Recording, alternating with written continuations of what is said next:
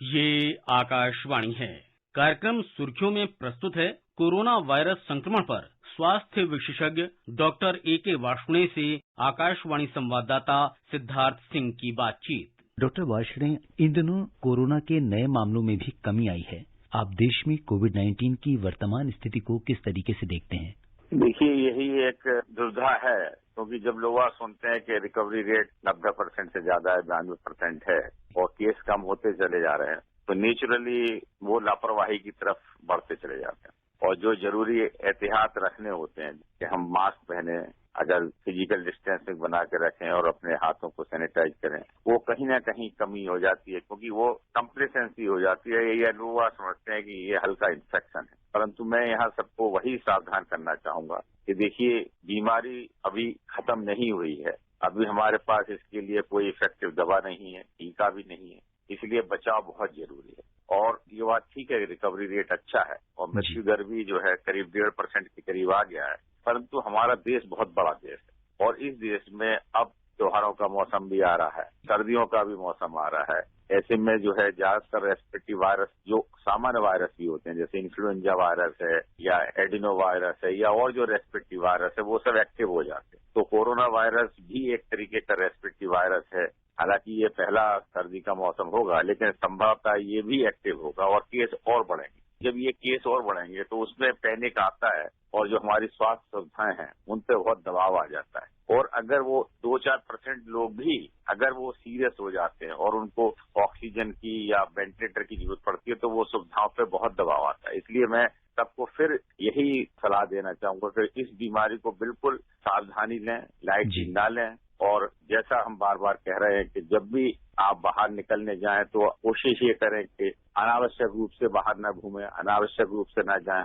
Naturally त्योहार आ रहा है, जरूरी खरीदारी के लिए भी जाना पड़ेगा, तो लेकिन हमेशा मास्क पहन के रहें और जितनी दूरी पॉसिबल है वो रखें। और अगर आपके हाथ किसी गंदी वस्तु पे लगते हैं, अपने हाथों को जो है घर पे आके या तो साबुन और पानी से अच्छी तरीके से धो लें, या बाहर हैं और जहाँ साबुन पानी नहीं है तो अल्कोहल बेस्ड सैनिटाइजर अपने साथ ले जाएं, उससे हाथ साफ कर लें। और कभी भी गंदे हाथों को अपने नाक, मुंह या आंखों पर न लगाएं, क्योंकि वायरस उन्हीं के रास्ते हमारे शरीर में जाता है। ये सब हम सावधानियां रखेंगे तो केस और भी कम होते चले जाएंगे और ये देश और हम सब इस जो भयावह महामारी फैली हुई है उससे कुछ हद तक अपने को पूरे देश के लेवल पर बचा सकते हैं। और डॉक्टर वार्ष्णेय, आमतौर पर त्योहार में लोग एक दूसरे के घर मिलने जाते हैं और दीपावली पर तो ये आम होता है। ऐसे में जब कोरोना के संक्रमण का खतरा बना हुआ है तो हमें किस तरह अपना बचाव करना होगा? दीपावली हमारा सबसे बड़ा त्योहार होता है, खासतौर से भारतवर्ष, और नेचुरली हम एक दूसरे के यहाँ मिलने भी जाते हैं।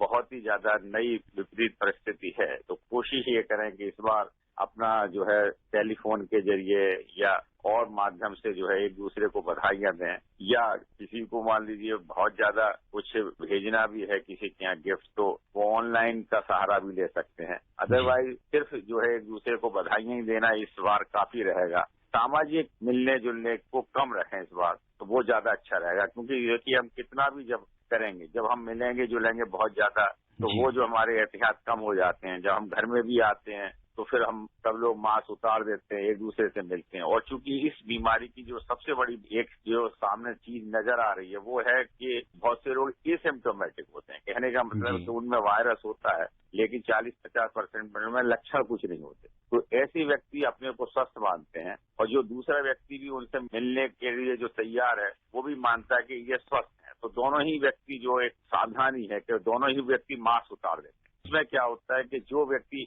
इन्फेक्टेड है लेकिन लक्षण उसमें नहीं है, वो दूसरे व्यक्ति को इन्फेक्शन दे जाएगा। और दूसरा व्यक्ति अगर उसकी इम्यूनिटी कम है या वो बुजुर्ग है या उसमें और डायबिटीज की बीमारी है या सांस की बीमारियां हैं, तो वो सीरियस हो सकते हैं। इसलिए कोशिश ये करें इस समय कि हम कम से कम मिलें, त्योहार को अपने आप अपने घर में मनाएं और अपने मित्रों को, रिश्तेदारों को या उनको फोन पे ही बधाई देने की कोशिश करें। डॉक्टर वार्ष्णेय, त्योहारों के इस मौसम में खाने पीने की बहुत सारी वस्तुएं जैसे मिठाई और दूसरी चीजें हैं, हम बाजार से खरीदते हैं। ऐसे में हमें खाने पीने की चीजें खरीदते समय किन बातों का ध्यान रखना होगा? खाने पीने की चीजों से वैसे तो अभी जितनी भी रिपोर्टें आई हैं वर्ल्ड पर, किसी खाने पीने की चीजें जो स्वस्थ ढंग से बनी हुई है उससे इन्फेक्शन होने का डर नहीं रहता। लेकिन जो खाने पीने व्यक्ति आप कहीं पे जा रहे हैं, वो व्यक्ति जिससे आप खरीद रहे हैं वो अगर इन्फेक्टेड है, या जो घर में आपके खाने पीने की व्यक्ति वस्तु ला रहा है और वो अगर इन्फेक्टेड है, और अगर आप उसके संपर्क में आते हैं और अपने को सुरक्षा दोनों ने नहीं रखी हुई, तो इन्फेक्शन फैलने का डर है। लेकिन अगर खाना साफ सुथरा बना हुआ है और कहीं से भी है तो वो आप खा सकते हैं। खाने की वस्तु से जो है इन्फेक्शन फैलने का कोई भी खतरा नहीं।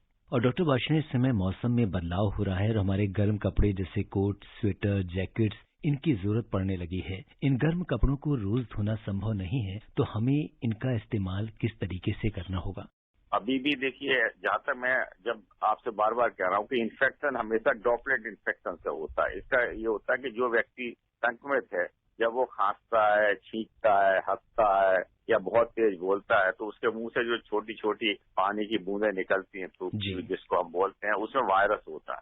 तो अगर ये वायरस हमारे फिर जो है वो एक तो हवा में आता है, तो उससे जो व्यक्ति सांस ले रहा है उसको जा सकता है, या फिर जो सरफेस है, चाहे बाहर किसी व्यक्ति के कपड़ों पे आ सकता है, टेबल पे आ सकता है, मेज पे आ सकता है, या जो वस्तु करता है। अगर वो मास्क लगाए हुए है, जो व्यक्ति संक्रमित है, काफी हद तक वायरस उस मास्क के भीतर ही रहता है और वो बाहर नहीं आएगा। तो अगर सारे ही लोग मास्क लगा के रखेंगे तो आपके कपड़ों को भी इन्फेक्टेड होने का या किसी वस्तु के इन्फेक्टेड होने का खतरा बहुत कम हो जाता है। फिर भी अगर हम ये माने कि पूरी तरीके से अगर वो खतरा नहीं जाता, उसके लिए तरीका तो यही है कि जहां तक पॉसिबल है आप अपनी जो भी खरीदारी करनी है उसकी प्लानिंग कर लें और एक आध हफ्ते में एक बार ही जाएं। और जिस समय अगर आप जाएं उस समय कोशिश करें कि आप एक ही कपड़ा कोई पहन के जाएं, जो भी गर्म स्वेटर है कोई भी पहन के जाएं, और उसको जब आप आए वहां से तो बाहर उतार के रख दें, और अगर हो सकता है जैसे दिन में तो धूप में डाल दें। देखिए, जो कपड़े पे वायरस है वो ज्यादा से ज्यादा जो है ऐसा देखा गया कि 8-10 घंटे से ज्यादा जीवित नहीं रहता।